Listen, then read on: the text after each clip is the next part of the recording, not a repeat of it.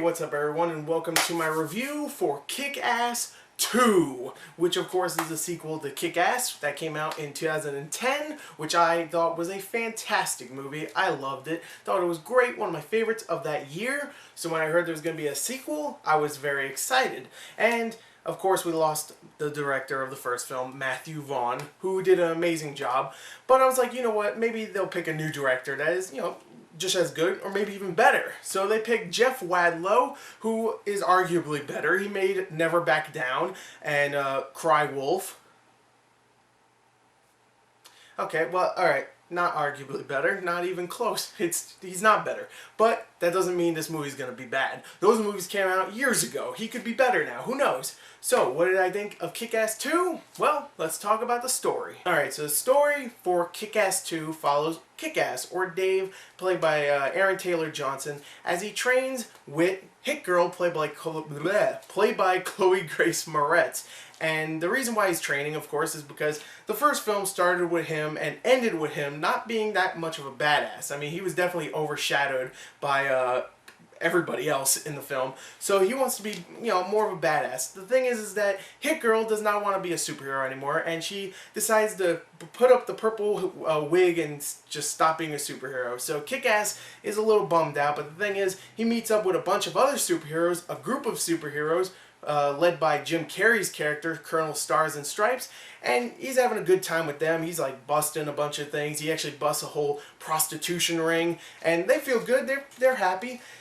But of course, the first ever supervillain shows up, and of course that guy is played by Christopher Mintz-Plasse from the first film, and he is named the Mother Fudger, and he really wants to kill Kick-Ass because, of course, Kick-Ass killed his father in the first film, which isn't a spoiler, seeing that they freaking spoiled it in the trailer. So, sorry if you still hate me, but whatever. Anyway, of course, the Mother Fudger wants to go kill Kick-Ass, and Kick-Ass doesn't want him to do that because that's bad, and they fight and stuff, and blah, blah, blah. Hit Girl has a whole side plot with a bunch of really pissy, moany, bitchy teenage girls that she hates and stuff, and blah, blah, blah. A bunch of violence, heads getting cut off. Well, actually, there's not many of those. But there's a lot of blood, there's a lot of action, there's a lot of cursing. That's Kick-Ass 2. There's the story. Sorry it's not the best explanation, but you know what? Sorry, I've done 70 reviews this year. Give me a break. Now, while the plot is familiar at times, and I didn't really care for that whole Hit Girl side plot, to be honest, every time we saw the other girls talking to Chloe Grace Moretz's character, I was actually kind of getting a little bored and a little mad because it just felt very, not hokey, and that's not the right word, it didn't feel like it was supposed to be in a movie like this. It just didn't feel right. I didn't really care for that side plot, but besides that, everything else is actually very entertaining, especially when Kick-Ass starts to meet up with all the other superheroes, the other costume superheroes, I should say, and they are really, really fun to get to know, especially Jim Carrey's Colonel Stars and Stripes. He's really likable because he's a mixture of, it's kind of like the nice guy, he's not too nice, but he's a nice guy, and a mix of just the insane criminal douchebag, because he beats the crap out of some dudes and gets his dog to bite nuts and stuff, which is awesome.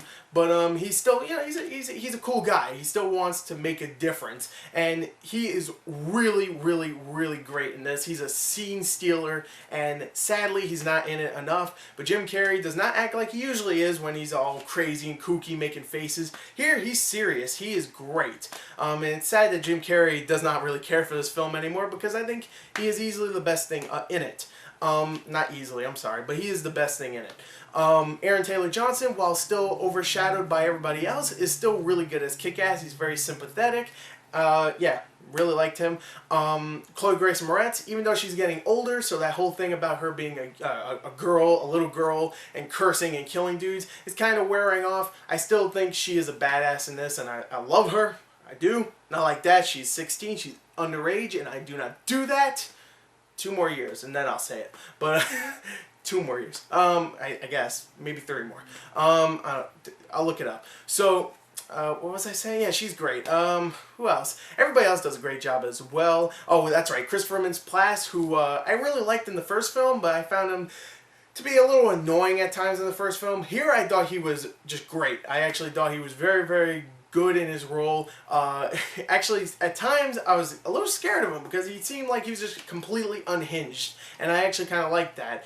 He didn't annoy me like he did in the first film at times. You know, I still liked him in the first film, but I really like him better here. So overall, I think the story here is a lot of fun. Sure has some familiar and kind of mad parts, but I think the acting, I think the characters themselves were really likable, and to be honest, I thought this movie, even though not as funny as the first film, had a lot of really funny parts. Now, one thing I will say is that they used some fart jokes and poop jokes, which I was not expecting, and that was a little weird. I don't know, I just didn't really see that coming, I guess you could say. I just didn't think they would actually stoop that low to do fart and poop jokes. Now, they were funny, don't get me wrong, but if you're using fart and poop jokes, you have to do it right. They did it right, but I still think it's a little, it's a little bit too low on the comedy totem pole, if that makes sense. I don't know. But anyway, it's still very funny, even if it's not as funny as the first film. But the first film was a big surprise because, of course, Chloe Grace Moretz and Nicolas Cage, what the hell? Nicolas Cage were just so good in it. So, there you go. There is the story, and there is the acting, and I guess there's the comedy section.